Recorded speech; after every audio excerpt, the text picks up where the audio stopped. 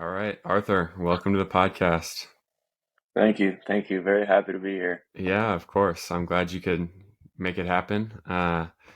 So I want to start by asking you, I guess I'll like introduce you. Arthur and I met at Spectrum as co-interns, engineering interns. Um, but Arthur was kind of this mysterious figure to me because I met him through Josh Jackson.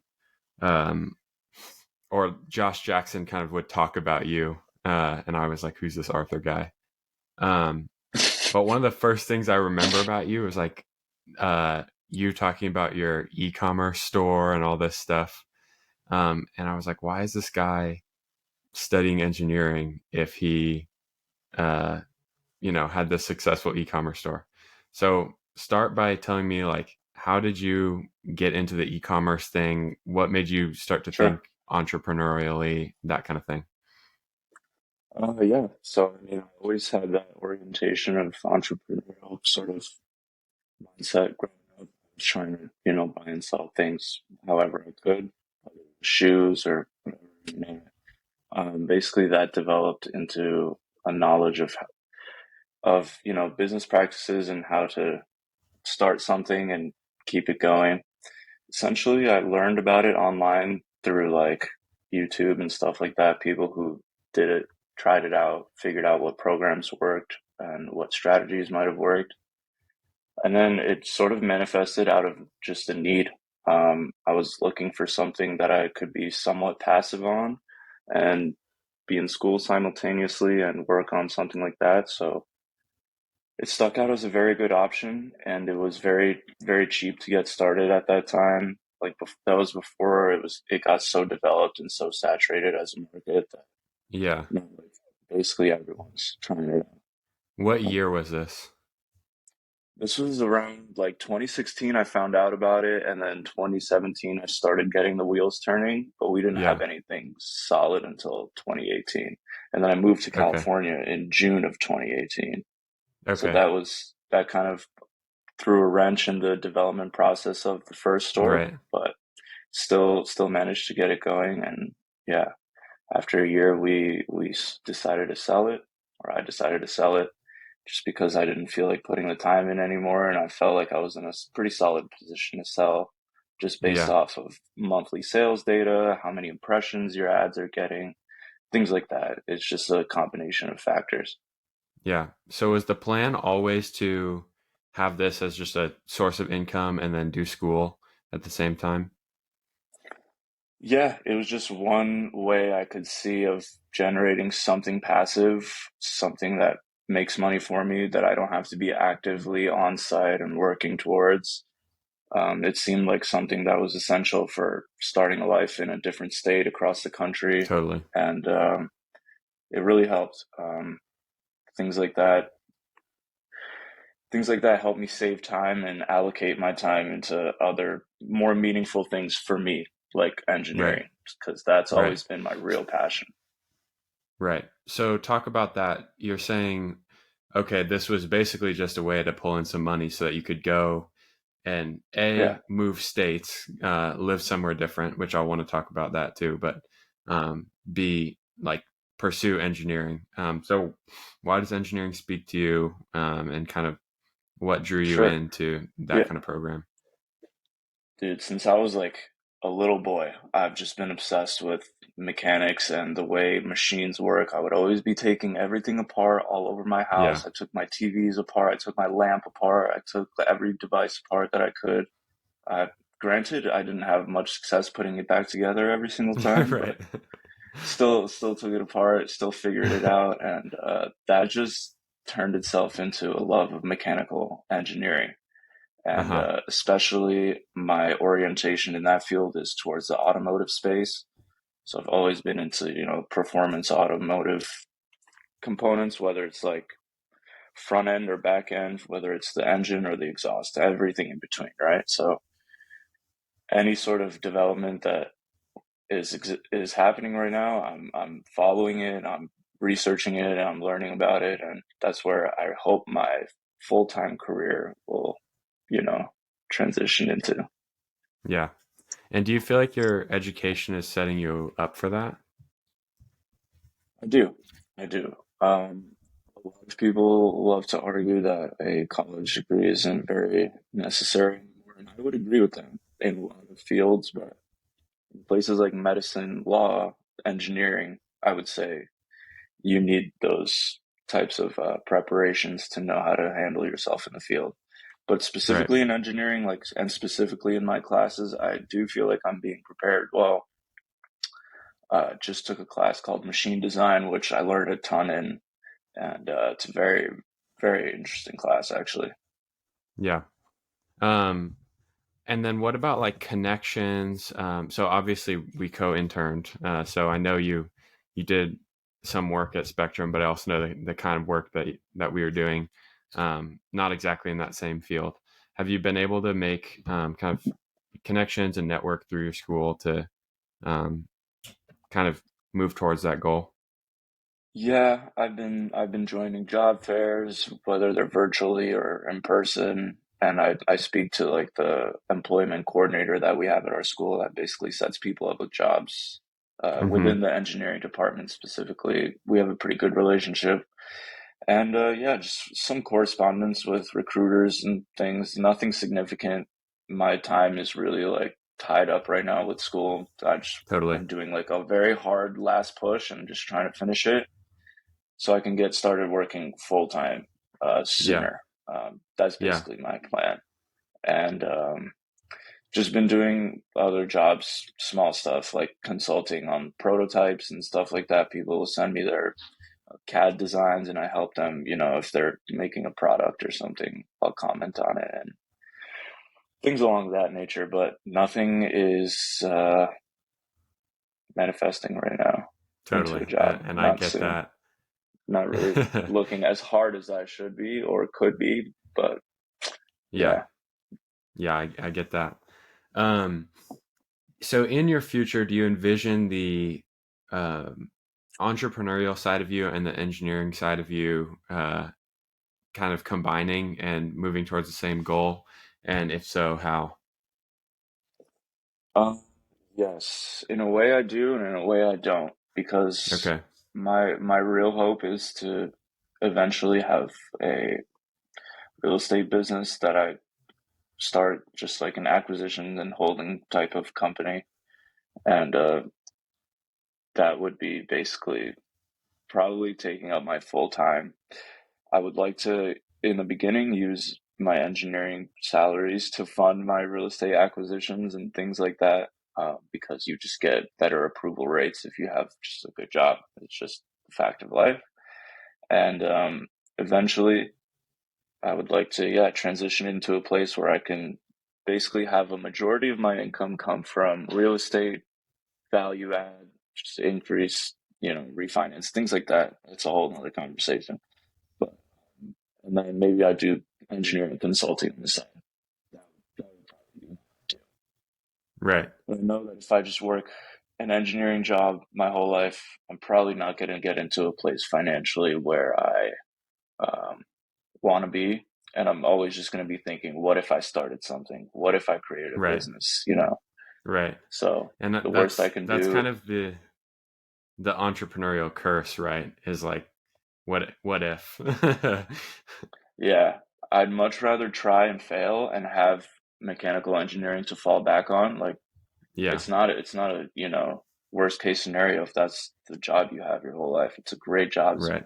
For me, it's personally very rewarding, especially if you're working on substantial projects that are going to change the world. Like that's just going to be a reality of being an engineer. And Yeah. yeah, but that's just not going to take you to a place financially that is going to be special, Totally. unless you are just some sort of genius and you invent a new plane for the Air Force or something, you're not Right. really gonna. Right.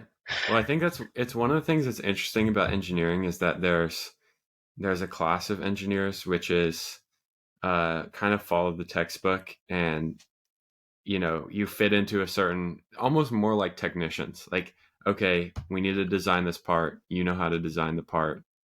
Go Yeah, do it. There's Yeah. also a brand of engineer that's much more entrepreneurial, probably, and that's the person who does, invent the plane, or whatever it is. Hmm. And those are the people we read about in textbooks. Um, but uh, so yeah, I'm always interested when people have that bend towards uh, kind of new ideas and um, taking the risk, like you said, being willing to fail. Um, if they're inclined towards more of that like big picture thinking than just like fitting into the kind of system of engineering. You know what I mean? Yes, Um, sir. but it seems like you're saying more like, okay, this is a means to a different end that I have in mind. Yeah. I mean, truly, my passion is not real estate. Like, I'm Uh not huh. thinking about real estate when I go to sleep at night. I Yeah. love engineering. That's who I am as a person. So I don't want to like give that up completely, um, in a sense that I'm not doing any sort of engineering work and I'm exclusively doing real estate just for the money. That would be a worst case scenario for me. I would always love to do some sort of engineering Right. in the background, whether it's full time, part time, or just consulting on a project or Right. something. Um, yeah, that So, would just be a great. um, Yeah. oh, go ahead. No, I mean that would just be like a great outcome if I could Yeah. maintain the engineering and not have to be, just doing the business side of things full time just because Totally. that's what brings the money in. Yeah. I just think that's an interesting perspective because I think at least I found myself on the opposite end of things, which was like basically only in engineering because like, oh, that's a lucrative field. Um, Yeah, so I think it's interesting that you're thinking, okay, engineering, make money, take that money, make more money over here, and then that'll let you pursue engineering more as like almost a passion project than on a higher uh level. Yeah, yeah. But I think what's interesting about that is it probably opens creative doors from an engineering perspective, where you're no longer limited by what job you can get. You're just limited by your own imagination, pretty much. yeah, So that sounds exciting. Um, I do want to. So obviously, your life isn't just you know work and school. And anybody who follows you on Instagram will see uh, pictures of you in front, camping in Yosemite or even traveling internationally and stuff like that. So how does travel fit into the picture, um, and what's valuable about that? yeah. Um, so when you make money, you got to spend it somehow, right? Other than your Right. basic essentials, you gotta make use of it. I'm not the Right. type that goes out to the bars every single weekend or, buys a lot of drinks or buys any designer stuff. Like all my stuff is like Uniqlo and just random Yeah. whatever. And dude, the thing I place the most value on as far as spending your money and I don't know, enjoying the fruits of your labor is Yeah. travel. That is Uh-huh. what I think is the most effective thing you can possibly spend your money on. Just getting the opportunity to immerse yourself in another culture, whether it's for 3 days or 3 weeks, it's priceless. That kind of thing is, you can't put a price tag on that. You take it to the grave with you, and it's just an incredible experience. I wouldn't, Yeah. I wouldn't, I can't think of anything more worthwhile doing. Like, you forget So, about every material purchase you buy after like 3 days. You're not even that into it anymore. mhm. But yeah. Yeah, I love that. What what's been one of the most impactful trips you've taken? Um, like you said, one that you've kind of carried with you. Um, that's a good one. I might we have to say Peru. When I went to Peru, I went there for my 18th birthday. I was there for like 17 days alone, but I was with like a travel group sort of thing. We basically started in this ancient town called Cusco, Peru, which is near the Machu Picchu. And we did the Inca Trail trek and camped all the way to Machu Picchu. And that was just one of the most special things I've ever done.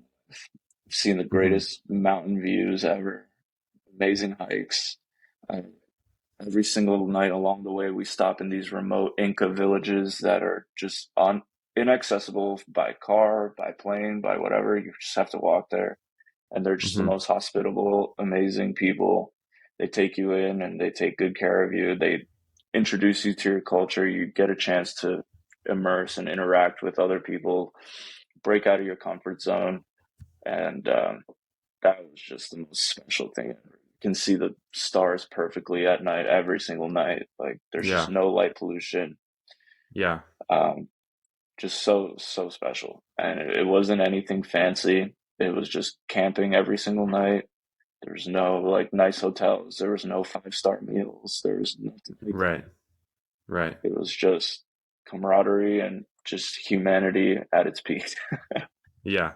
So how do you come out of that trip a different person after experiencing camaraderie and humanity at its peak? Yeah, you just get a greater sense of appreciation for life. Like there's so many people here that would be so quick to complain about the smallest thing, like, oh, my food order is taking too long, or Hmm. anything, dude. Like people just are so quick to complain and be bothered by small scale things that you kind of get a bigger picture and you stop being so myopic about things, and you can see like, dude, these problems really just don't matter. Like we have it Right. good here.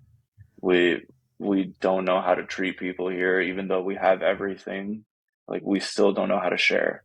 Like in this country Yeah. we have an abundance of wealth, an abundance of everything, but God forbid we like share resources or share any of that with anybody. I mean, it's crazy. Yeah. The hoarding of wealth and the disparity is just getting nuts. Yeah. So I can see how you like come to that conclusion based off the shift in perspective you get from travel. Is that also from like family background and travel to like Russia and stuff like that too, that you kind of see that? Yeah, you definitely get a good glimpse of that in Russia as well. My family just kind of raised me it to orient me into travel. Like they were always trying to do things and go places. So that kind of like stuck with me. But yeah, man, when we would go to Russia, you would see that disparity I just mentioned times like 100. There's Oh, only, really? Okay. oh yeah, it's such a large wealth gap, and you just instantly become more grateful for everything you have. You're just Uh-huh. like, people don't know like what ghetto or poverty really is here. Like it's not it's on such a small scale here. If you go to other countries, like I just came back from India and we saw the Mm-hmm. slums there, like in our just travels all around the area. And like, dude, we have it so good. I'm just so grateful for everything we got here. Yeah. And if people just forget, man. Yeah, Yeah. we don't have it that bad. Yeah. I love that what you're saying about the perspective shift, like um because I know so many people that even have never left California. And it's just crazy like um yeah, you're missing out on so much. You don't understand, your view of the world is so limited. I think even for me living in a city like New York, um or growing up in New York City, like Yeah, you you get you at every least get a culture in bigger there. picture of that. You know Oh, what I mean? sure, yeah, yeah, Um, but there's so much of the country that is it's so uniform that you don't get any perspective on the differences in the world. Um, yeah, so um, let's see. I would be interested in hearing more about like the so you go to India, you go to Russia, and you see this like huge wealth disparity. Are you able to say more about like what that looks like? Yeah, in any detail. Yeah, I mean, like people literally can't like feed themselves. They can't get food. Their water is very dirty. Their Yeah, access to healthcare is just minimal slash non-existent. And like, I don't want that to be the only, you know, take away my mind from the totally, place. totally. Like on the other hand of things, India has the most like high energy and vibrant culture I've ever seen in my fucking life. Like they Right. are just so lively and active, and the food is so amazing. Like they have such a deep and amazing culture that I'm Yeah, glad to have experienced. But yeah, what that looks like on the other hand, on the bad side of things, is people, yeah, people are dying. There's no access to any sort of resources that can help them. Medicine is scarce, and it's just so hard to get everybody taken care of. I mean, they just surpassed China in the largest population in the world. They're at like 1.42 billion people right now. So you can only yeah, imagine what percentage of that has access to the necessary resources to, yeah. sustain a good life, and what percentage doesn't. I don't know those exact numbers, but I imagine, they're pretty swayed in the, Right. yeah. So, does any part of you, as somebody who's interested in engineering, when you see that, does any part of you think like, oh, I could help these people? Or is it more of like, okay, it's a different culture, a different group of people, like they have their problems, but they also have you know, their things that they do well, like the culture. And so you're just like, okay, they're doing their own thing. Yeah, I would love to apply engineering to helping cultures in places like that. I mean, I've been following this company in Africa. They're all over Africa. I'm blanking on it. But essentially, they had engineers create this slingshot with a unmanned drone, and they have a pouch of cargo that they can keep below it. And essentially, it's always medicine that they put in it, and they have a Mm-hmm. launcher that launches the drone, and then they can steer it remotely, and it just drops off a payload with a parachute, like a tiny parachute, at a doctor's office or a hospital or a Mm, orphanage or whatever. They just deliver those supplies. yeah. They started with one location in, I want to say, Senegal, and now they're all over West Africa and South Africa. Yeah, dude, they're incredible. I would love to work with or do something like that. They're a huge inspiration to me. Right. Um, yes. So, engineering to you is definitely a tool that is like bringing good to those other countries and increasing the quality of life. And I think most Yeah. people would view it that way. Um, this is reminding me. This is an interesting kind of question that I've been thinking about recently. And so I would love your input. Um, Yeah. I recently read the a book by the director of engineering at Google. Um, or I read part of it, but it was called "The Singularity is Near: When Technology Transcends Biology," um, and he's talking about the exponential growth of technology, but he views Yeah. it even from like biology. So he's focusing on like intelligence in the universe. So he kind of goes through like, okay, first intelligence is developed through biology in the form of the brain, and then it moves on to like now we're starting to get these AI models and machine learning and stuff like that. So you're seeing some resemblance of technological intelligence, Hmm. um, and then uh, he and that's an exponential curve, right? So as time That goes is. on, Yeah. we're making progress faster and faster. So he predicts that we will at some point reach the point where technology and biology combine and essentially like we reach the singularity and the universe itself becomes intelligent. You'll have to read the book. It's really weird and kind of hard to understand, but Okay. um Is I've he talked still the with lead of engineering? I'm not sure. I think If not, he like recently retired. Okay, okay.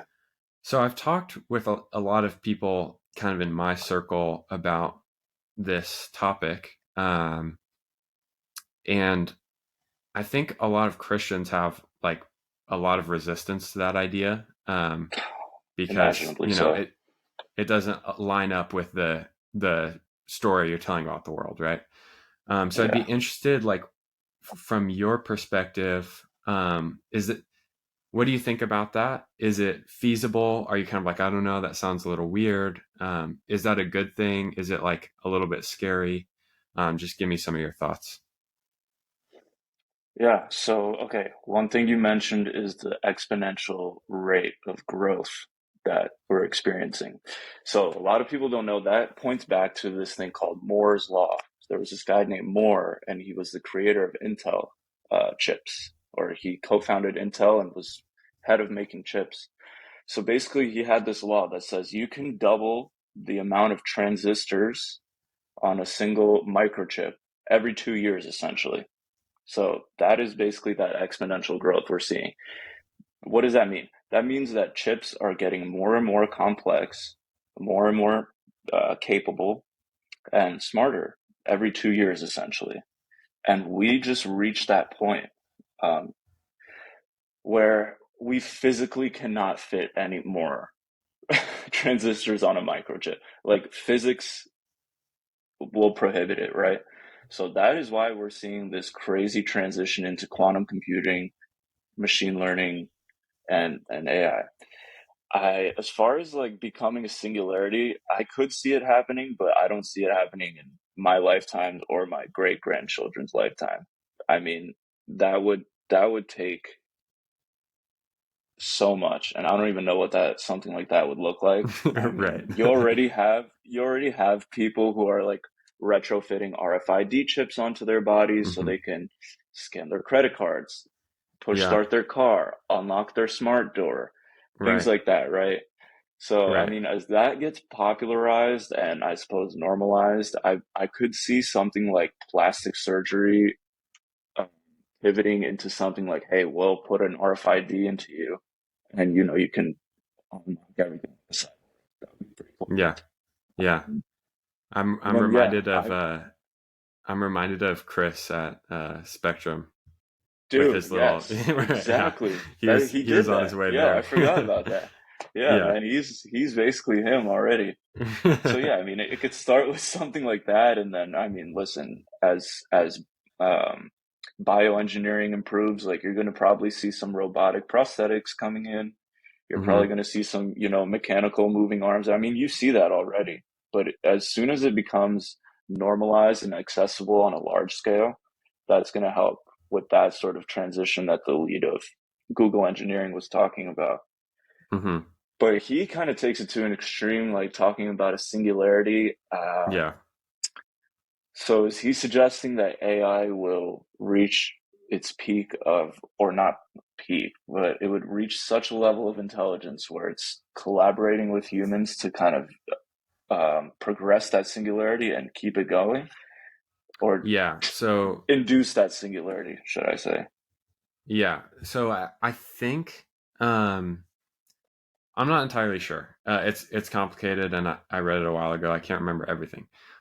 I believe that the idea is that biology is a stepping stone to an intelligence like AI, which is actually more um, like intelligent. Um, and Yeah, so that's awesome. the end goal is actually just like reproducing technology instead of biology. Um, so it would be like the next step of evolution, essentially. Yeah, that's heavy, but that would be Yeah. something. That would be something of a witness, man. I think if you if you try to visualize something like that, I can't see something like that happening for like tens of thousands of years, if it does even Right. happen. I see humanity annihilating itself before that happens. Interesting. Yeah. um, I think but not to to be your point, morbid. um, I think one of the problems I see with this model is like there are always unforeseen limitations that you can't that are unpredictable. So that's one problem. So like the problem of human nature itself, like will we actually collaborate to the point where we can do that? I don't know. Um, Yeah, and then the other problem is like, well, yeah, I guess this isn't a problem, but I think it's a question to be raised is like, is technology benefiting us now in all the ways that we would hope it would? So you see things like, have you seen the Apple Vision thing? I have. I have. Like Yes. I'm just picturing like people with Apple Vision watching TikTok all day, like while they're at work, like just have it over on the side. You know, I think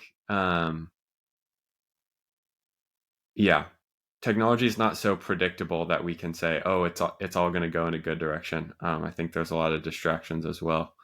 Um, I'd be kind of curious what you think about that. Yeah, I mean, from an engineering standpoint, there's a lot of technologies that are fundamentally created to either destroy lives, make lives tougher, Hmm. or, Or limit make money. enjoyment of things, or make money. Sure. Yeah. And I would say that, yeah, you have to treat it like a double-edged sword. You have to take things with a grain of salt. You can always have a phone and at work and use it as a resource. I mean, you might have to correspond with people, take photos of things, whatever you might need to do, but it's up to Hmm. you and your responsibility to not get distracted or limit Right. yourself while you're in a professional capacity from scrolling Instagram and TikTok and stuff like that. It just takes self-discipline. I believe Hmm. people have the choice internally to use technology as a tool or as a weapon, and you know what you can do with it. Anybody can go online and bully somebody and make them feel bad about themselves. Like anybody can do that, but it's up to you to use the technology that you have available to you to create good. Uh, Uh-huh. do research on a topic that fascinates you, create something, anything. I've been using a lot of CAD programs recently, and just familiarizing myself with a little bit more high level mechanical design stuff.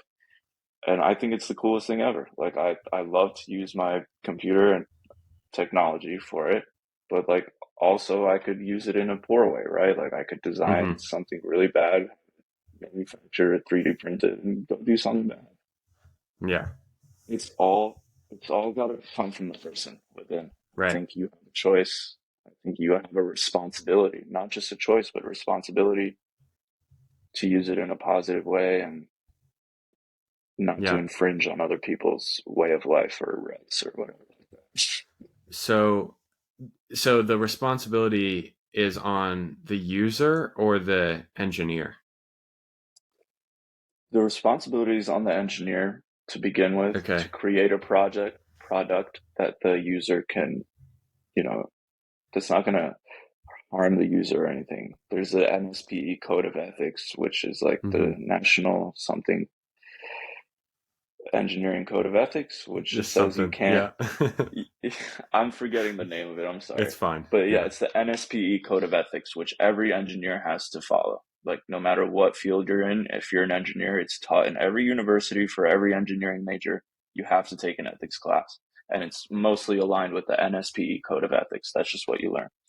And one Hmm. of the fundamental, statements of that NSPE Code of Ethics is that you have to keep the well-being of the public in mind when you're creating something. Like you have to engineer with the intent that the user is not going to die or harm themselves or harm others when they create it, right?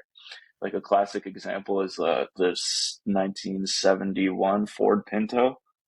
They basically had a fuel container in the back, like where you fuel up the car, but the walls in between it were so thin that any minor collision, any like rear fender bender or anything like that, like it caused explosions and killed people.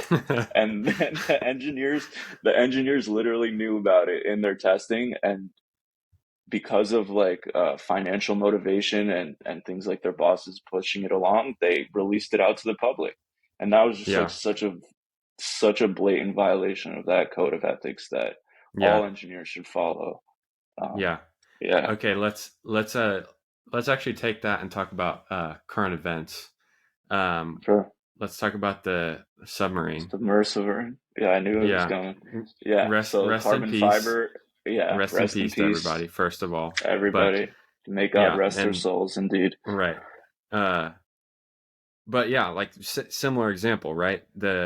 There's a responsibility on behalf of the engineer, or on the side of the engineer, um, And to that was followed. I mean, it was again broken because of financial ambitions. The lead of marine safety for that company got fired for saying that he wants more regulation and more people looking into the actual design of this thing. There was hmm also it was like some board of like national or global marine safety that drafted him a letter and sent it to the CEO of um, the company, and it was just ignored, man. I mean, the use of carbon fiber at 12,500 feet, like everyone, I mean, I guess not everyone, but everyone knows that carbon fiber can't survive like 5,000 psi. Like that's insane. hmm hmm That's like that's like four elephants on the tip of your fingernail, dude. That's Right. just nuts. Right.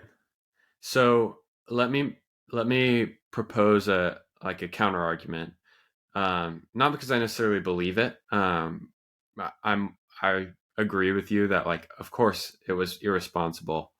Um, but the counter argument is probably something like, well, there has been a push for things like commercial space flight, so Yeah. that, like, element of commercial tourism is probably there. And uh, so No, I think if you do it right, like that could be yeah, such a lucrative and unreal business. right, But if it's right, done right, I mean, this right, dude's using a $30 Logitech controller, yeah, right? A sheet of carbon fiber, which I don't even think had like the epoxy cover on it. I think it was just yeah, raw carbon. yeah, If you look in the pictures, there's a monitor mounted to the wall on the inside of the submersible, yeah, yeah, which makes which makes it that much easier for the pressure to get in. Like right, if you're drilling into the side of it, how well are you right, sealing up that side hole, man? yeah, Like just yeah. to mount a monitor, come on. So then, does the perception of this trip, which, keep in mind, they had successful, you know, voyages as well. Um, does it end up being a net positive or a net negative for commercial tourism, particularly, like, let's say, submarine tourism as a whole? I would argue this would, specifically in submarine tourism, I would argue that this would be a net positive. This is going to take a lot of like the low level players out, the people out that shouldn't be there in the first place. I hope it increases regulation, and I hope I could see some sort of body forming that would regulate and take care of these sort of tourism companies that want to voyage down deep, whether it's to see the Titanic or like the Mariana Trench or whatever our future capabilities could reach. Right. I mean, dude, James Cameron himself has been to the very deepest part of the ocean, the Yeah. Mariana Trench, Right. and yeah, I don't see any reason why in 30, 40, 50 years, once we get the tech to do it, the capability to do it on a larger scale, that there wouldn't be some sort of regulatory body that makes sure, hey, you have something that's not going to collapse at this sort of pressure. You have some sort of emergency backup communication system, or you have, Right. all these sort of safety nets that, like the FAA, people fly nonstop. That was a product of the commercial plane being normalized. So I feel Yeah. like as soon as the commercial submersible is going to be normalized, there's going to be an SAA or something, Right. um, something So that's administered. Yeah, so my argument would be, and I agree with you that it is a net positive. My argument would be there almost always has to be that person who does the thing irresponsibly. One, to show that it's possible, and two, to raise the bar. So there you go. on Yeah, one hand, he's shown the dude showed that okay, there were a few successful trips. Like it is within the realm of possibility, certainly. Um, but then at the same time, there's a high risk, and so like you're saying, now the regulations are higher. Um, but I think it's so rare that people get it right on the first time. That engineers get it right on the sure. first time. Of course not. Yeah, Um, Now, do you make the argument like, okay, well, this thing should have been? There's ways to counteract that. Like you test it. You don't just send it down there. Um, yeah. Do but you know if that company had successful voyages previously with like tourists? They yeah, did. they had Okay, I multiple. didn't know Yeah, that. yeah. All the way to the Which Titanic. yeah, I believe Wow. so. Which I there was some like I don't know if it was a YouTuber or a like news like a reporter or something like that. But I read an article that like there was somebody who went down on a previous trip and was like, this shouldn't be happening. Like it like this is a complete danger. Um, but they say that, but it was still a successful voyage. So somebody actually Yeah. went down, did the whole thing, came out and said, yeah, this can't happen. So Yeah, yeah, I mean, overall a tragedy, but I do think from an engineering perspective, I'm not surprised. yeah. It always does take that one visionary, genius, crazy person to kind of push those boundaries, push those limits. And that's what the CEO always loved to, claim himself as. So, like Yeah, just going against the norm and doing things like that. But when you have human lives at stake, you got to put that ego thing to the side. And yeah, totally. you gotta do your testing all the way through. You can't cut corners. You can't compromise things. You got to follow that code of ethics, Yeah, and you just you have that responsibility to bring those people home. I mean, one of the yeah, people is a billionaire. That's right. that's just nuts. Yeah, No amount of resources or anything can save you, no matter what you have. yeah, Um, agreed. Um, so I want to take it back to you personally now, and kind of wrap it up with a little bit more of your like personal experience with engineering. And I want to tie it into a question I've been interested in. Um, how do you see the creative process and creative thinking playing into the work you do as an engineer? I know right now it's kind of schoolwork, but um, does it play in? And if so, how? yeah, man, creativity is the fundamental skill you need in engineering. Either whether Hmm. it's creative problem solving or creative design work, Hmm. you the tenet in engineering is you want the minimal amount of parts moving the minimal amount of distance, right? So if you can take out a part from something, it should have never been there, and you're saving Hmm. parts. Hmm. That sort of thinking and that sort of design, creating products that actually adhere to that on a very deep level, that takes super deep creativity and just like outside of the box thinking. Um, there's just yeah, if you look up even on YouTube, you can see people like modeling things on CAD. They have such creative ways of making parts, like instead of pivot or rotate, they make it just actuate or something like that. Hmm. It's very very important. It's a non-creative engineer is going to have a very tough time if you just Yeah. like follow the things by the textbook. Like the textbook never gives you real stuff. It Yeah. always gives you a nice seasoned hypothetical situation. But Yeah. as far as real problem solving and real design, which is basically what engineering is, you have to you have to be creative. You have no choice. Yeah. When do you find yourself at your most creative? And I mean that in a pretty practical way. Like, is it sitting alone, you know, working on the problem by yourself? Is it in a group of people? Yeah. Um, that's a good question because you definitely can do both, but I feel like it's better when I'm on my own. If I'm just Okay. like in my room on my computer designing a part, I'm like hitting a wall, I Mm-hmm. just like do research and try things. And, you know, within the program itself, you can run the simulations and stress tests and find what the Mm-hmm. maximum strain is and all that stuff, like the tear out failure, everything. So you can figure out how what works, what doesn't work. You can try it right then and there. You don't have to like run it by people and, you know, collaborate on the design and make it slower. I just think it goes faster if you do it on your own. Um, Yeah. but that also like heavily depends on the type of project you're working on. If I'm working on something simple, sure, I'm not gonna look to a team to fix like one tiny problem. I'm gonna just Right. figure it out, whether it takes, you know, 30 minutes or 2 hours. However, if you're working on something so complex, which I have had to do in my classes and on another project, there's just no way you can figure it out on your own. Like Yeah. you're sharing a CAD file with like 15 other people, and you have to update it and things like that. So everything you do, you should make comments and let people know you're making a change. That's what kind of fuels the okay, but what should I do about this?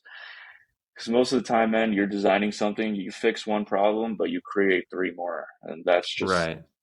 that's just the way of life for us, man. Yeah. Yeah, Yeah. Solving your own like problems. Yeah. I'm in the Baja SAE team at my school, right? And I'm working in the powertrain. And every single time we have one sort of mechanical issue, we fix it, and then three more will pop up, just like a hydra. And and Yeah. it's just continuous cycle. Yeah. Um, so you mentioned like, okay, usually it's you feel the most creative when you're by yourself.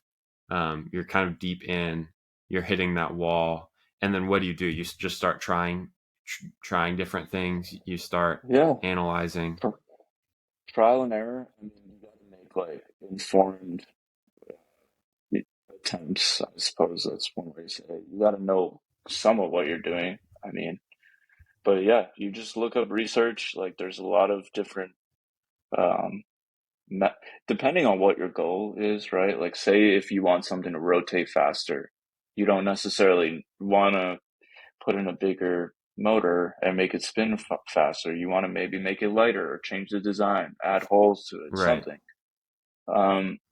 Those sort of workarounds that you can think of.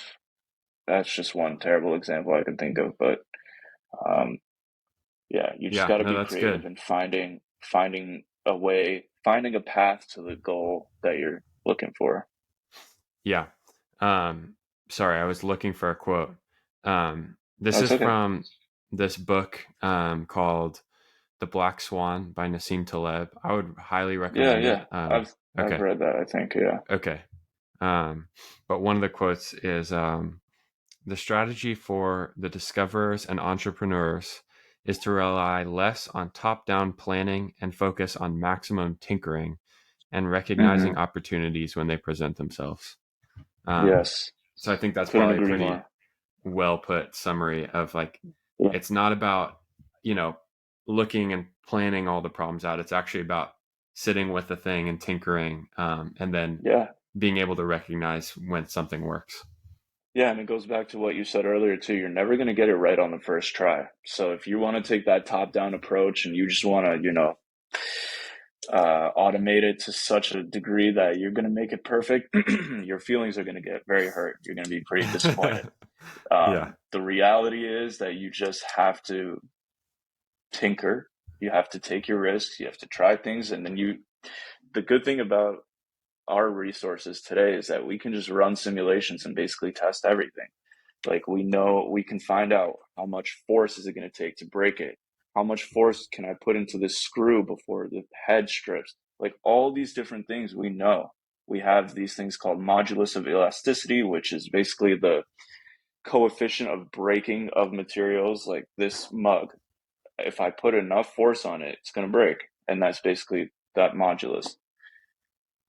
We have the opportunity now to tinker on such an incredible level, especially as a mechanical engineer, that you get to employ that creativity and you get to lose that top down, motivation or that top down way of thinking that you're just going to create something and it's going to be perfect the first try. It's never going to happen Yeah. unless you're, yeah, Yeah.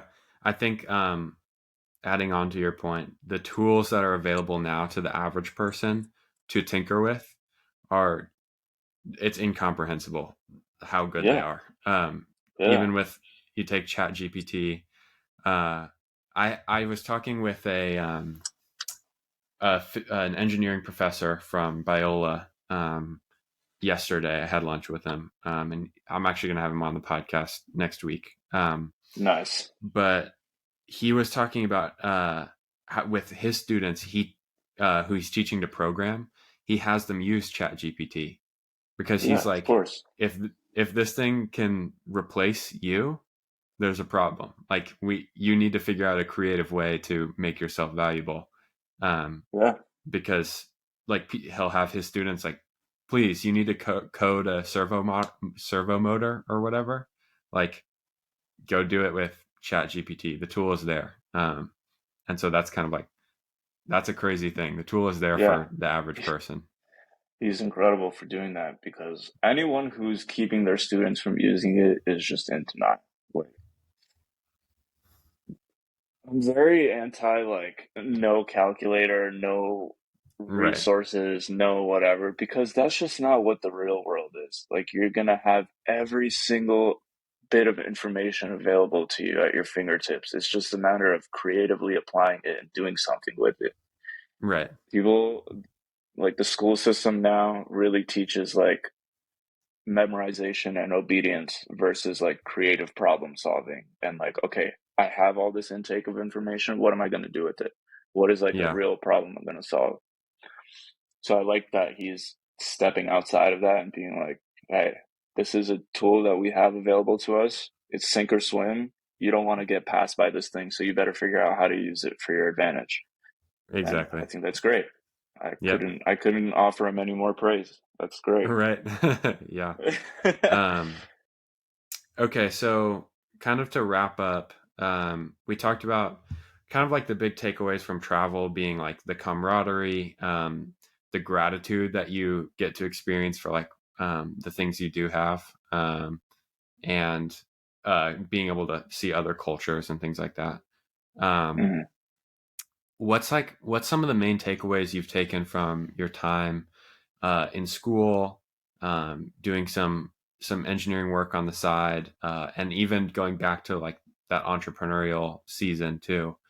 Um, what are some of the main takeaways you've gotten? High level, big ideas High level takeaways from that school. and to clarify, like stuff that you're taking, like this is helping me as a human. This is helping me move Yeah, forward in my life. That kind of thing. yeah. So yeah, dude, I'm gaining an appreciation for what engineers can really do. Like, I really think that our profession can change lives if we Hmm. apply our skills for the right methods and right direction. Then I really think a lot of lives can be helped and saved. Like whether it's the drone medicine delivery in Africa or the ocean cleanup robots that you see popping up all over the place. I think there's an opportunity for engineers to really take things by their own hands and I don't know, to maybe help like turn back the clock on climate change, things like that. I don't know if Yeah. we're going to be able to solve it or anything like that, but Yeah. just help something, And the problem is we're seeing a lot of engineering graduates accept a big check from Northrop Grumman to come and work and design weapons and Hmm. planes, which is cool. Like but you're not creating change for humanity in a positive way. That I think, if you're earning that engineering degree, it's already one of the harder things to do from college. Like, you should use that to create good in the world. And Hmm. people often accept a large paycheck in place of that, which Right. I think should change. But that's Right. just also a fundamental nature of living in America, having Yeah. high expenses, living in places like California. Like, it's tough. It's tough. Yeah. But Yeah. Totally. I think that, basically, to summarize, we have an opportunity to create big change in the world, and I have the intention of doing that. Yeah. Well, that's the perfect way to end it because I wanted to end by saying like I'm excited for what you have in store, what you've got planned. I think you're uniquely you think very strategically and you execute well. So I'm kind of Thanks, excited to man. see what you end up doing, and you think critically and creatively as well. Um, so Appreciate you. I appreciate all your insight. Appreciate some cool stories and fun insights. And I appreciate your time Thank on the you. podcast. Yeah, I'm very grateful to have been able to be a guest on here today. Yeah, for I'm sure. very proud of you for starting this, man, and it's taken Thank off you. well. I'm super Thank stoked you. for you. Appreciate it. All right.